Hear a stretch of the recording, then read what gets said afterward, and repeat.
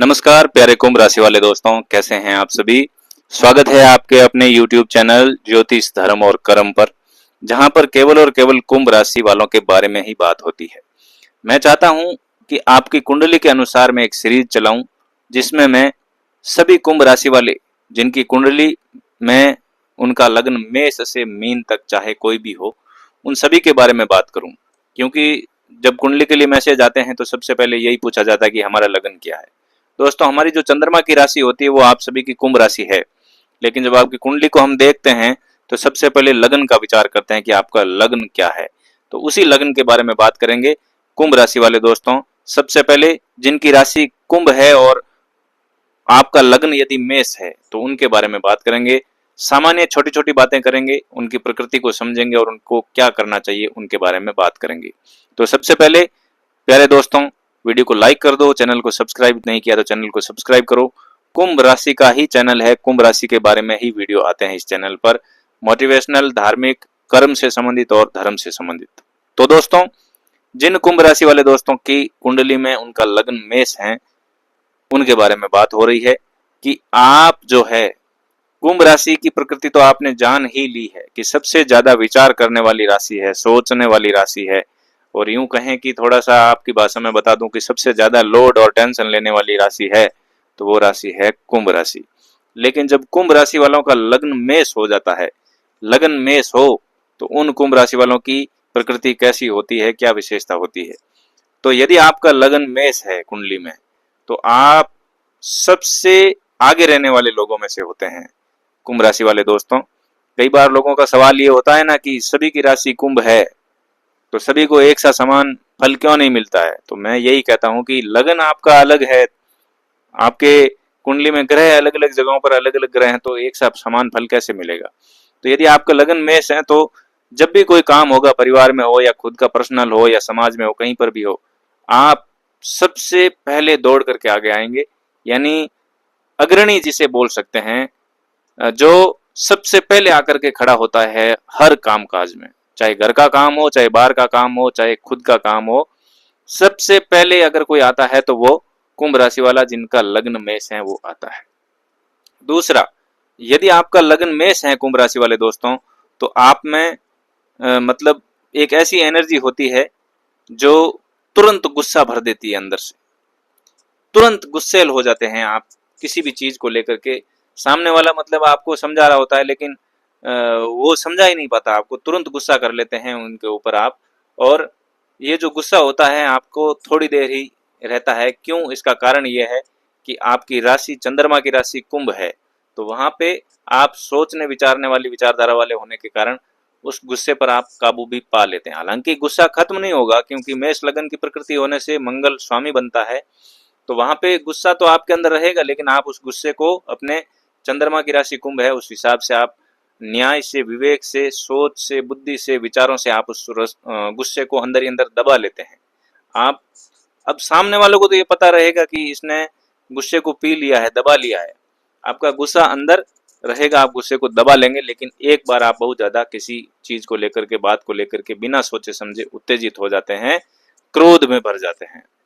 दूसरा ये है कि आपको मतलब थोड़ा सा खून की एलर्जी हो गई और आंखों की समस्या हो गई, ये शरीर में कभी कभी आपको रहती है। यानी कि नज़र का कमजोर होना, जी मितलाना और ब्लड प्रेशर कम होना, ज़्यादा होना, ये, और चमड़ी पे खाज खुजली की समस्या होना, एलर्जी जिसे बोलते हैं, खून की एलर्जी हो सकती है।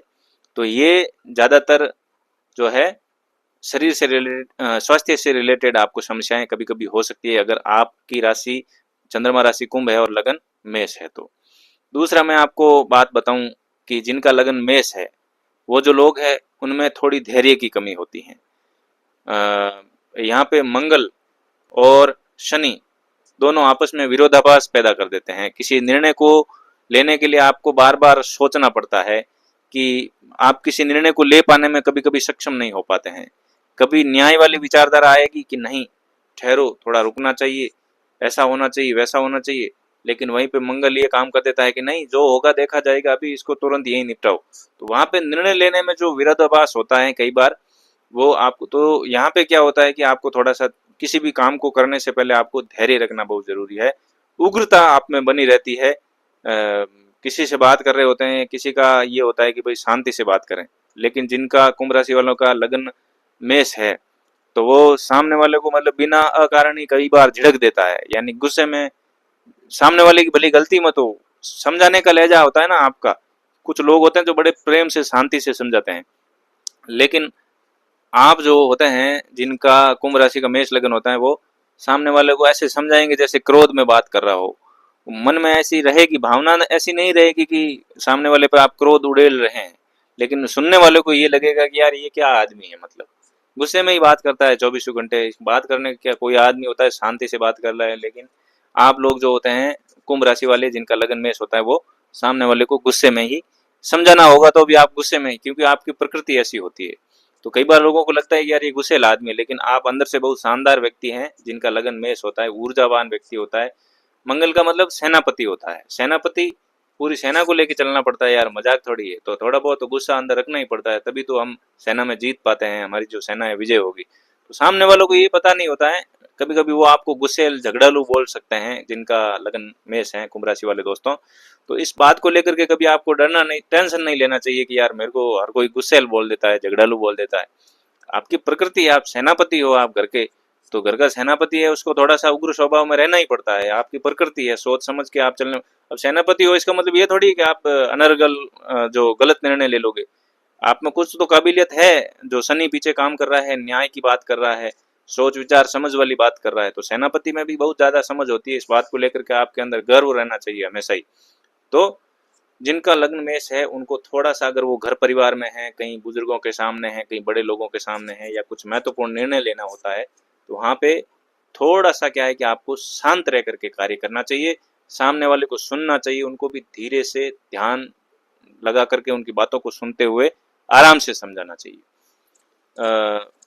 फिर मैं आपको बताऊं कि जिनका लग्न मेष होता है, तो मेष लग्न का जो स्वामी होता है वो मंगल होता है।